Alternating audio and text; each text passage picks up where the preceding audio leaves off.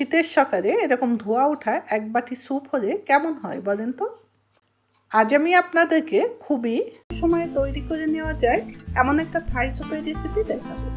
রেসিপিটি খুবই সিম্পল হলেও এটা খেতে কিন্তু রেস্টুরেন্টের থাই স্যুপ থেকে কোনো অংশেই কম নয়। আর এটা তৈরি করতে সময় লাগবে মাত্র 10 থেকে 15 মিনিট।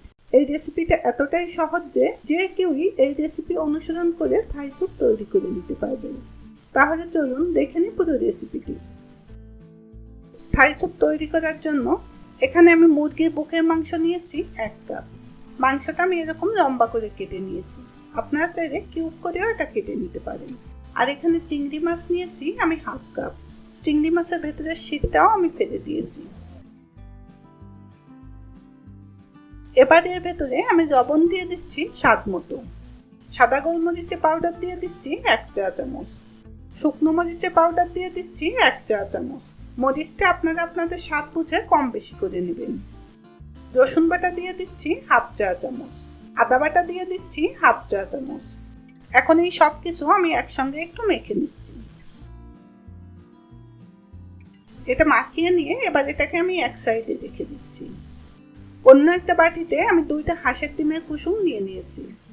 এখানে শুধু কুসুমটাই আপনাকে নিতে হবে, কোনো প্রকার সাদা অংশ নেওয়া যাবে না, তাহলে কিন্তু স্যুপটা আবার ফেটে যাবে। এবার এই কুসুমটা আমি একটু ফেটে নিচ্ছি, তবে খুব বেশি ফেটে নেওয়ার কোনো দরকার নাই, একটু মিশে গেলেই হবে। এখন এর ভেতরে থাই চিলি সস দিয়ে দিচ্ছি 1/2 কাপ।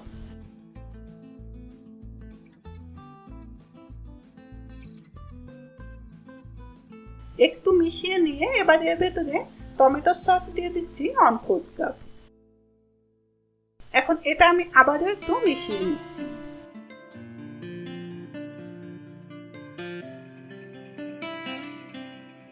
সয়া সস দিয়ে দিচ্ছি 1 টেবিল চামচ।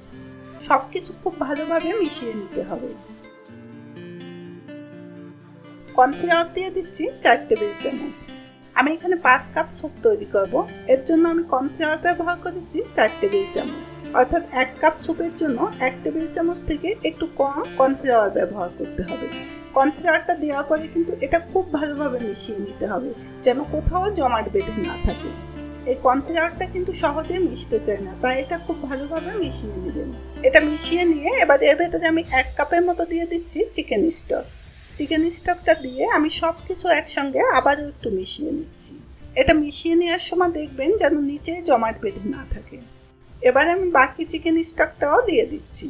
আমি এখানে মেজারমেন্ট কাপে 5 কাপ চিকেন স্টক ব্যবহার করেছি, তবে স্যুপটা রান্না করার জন্য আপনাকে অবশ্যই চিকেন স্টক ব্যবহার করতে হবে। চিনি দিয়ে দিচ্ছি 1 টেবিল চামচ। এই চিনিটা আপনারা আপনাদের স্বাদ বুঝে কম বেশি করে নেবেন।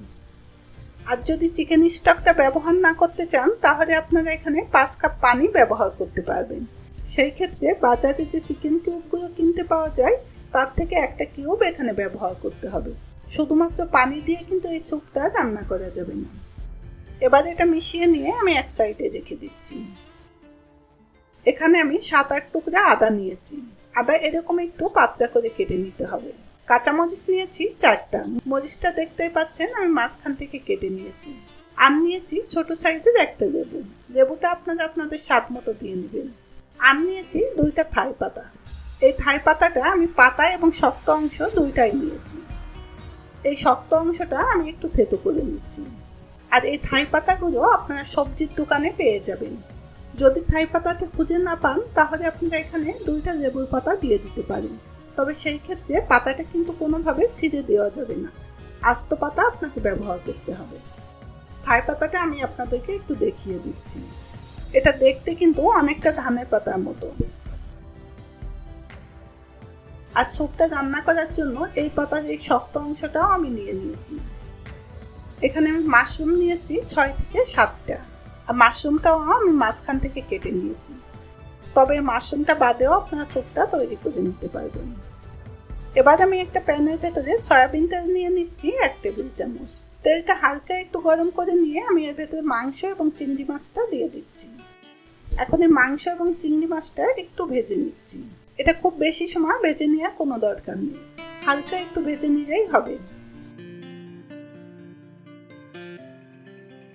আমি মাংস এবং চিংড়ি মাছটা 2 মিনিটের মতো একটু ভেজে নিয়েছি। একটু ভেজে নিয়ে এখন আমি এর ভেতরে আগে থেকে তৈরি করে রাখা সেই স্যুপের মিশ্রণটা দিয়ে দিচ্ছি। তবে মিশ্রণটা দেওয়ার সময় এটা একটু সেঁকে নিতে হবে। আমি যেহেতু এখানে থাই চিলি সস ব্যবহার করেছি, তাই দেখতেই পাচ্ছেন এর ভেতরে কিন্তু অনেক খোসা আছে।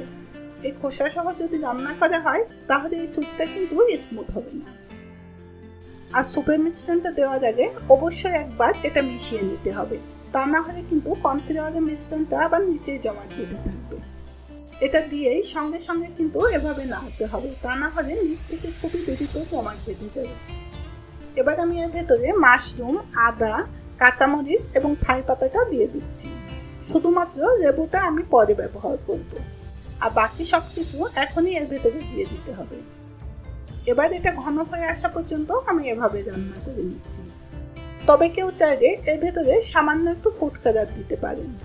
আমি এখানে কোনো প্রকার ফুড কালার ব্যবহার করছি না, যেহেতু হাঁসের ডিমের কুসুম আমি এখানে ব্যবহার করেছি, তাই এমনিতেই কিন্তু এই কালারটা চলে আসবে। এবার এটা ঘন হয়ে আসা পর্যন্ত আমি এভাবে নেড়ে চেড়ে রান্না করে নিচ্ছি। তবে এটা কতটা ঘন বা কতটা পাতলা করবেন সেটা আপনারা আপনাদের পছন্দ অনুযায়ী করে নেবেন।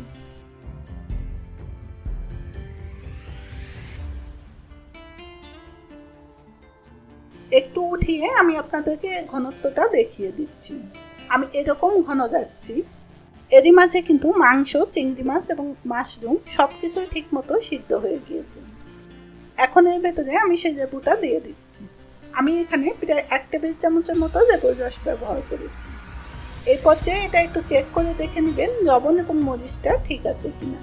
যদি কোনো কিছু প্রয়োজন মনে হয় তাহলে সেটা এই পর্যায়ে দিয়ে নিতে হবে। আমারটা হয়ে গিয়েছে, এখন আমি গ্যাসটা বন্ধ করে দিচ্ছি। আর এই স্যুপটা কিন্তু অবশ্যই আপনাকে গরম গরম পরিবেশন করতে হবে। এটা ঠান্ডা হলে কিন্তু আপনারা এর অরিজিনাল স্বাদটা আর পাবেন না। ভিডিওটি পছন্দ হলে প্রিয়জনের সঙ্গে বেশি বেশি করে শেয়ার করবেন। আর এরকম নিত্য নতুন ভিডিওর আপডেট পাওয়ার জন্য আমার চ্যানেলটি অবশ্যই সাবস্ক্রাইব করবেন এবং সাবস্ক্রাইব বাটনের পাশে থাকা বেল আইকনটি বাজিয়ে দিবেন, তাহলে নতুন কোনো ভিডিও আপডেট দেওয়ার সঙ্গে সঙ্গে আপনারা তার নোটিফিকেশন পেয়ে যাবেন। ধন্যবাদ এত সময় আমাদের সঙ্গে থাকার জন্য। আবারও দেখা হবে নতুন কোনো রেসিপির সঙ্গে।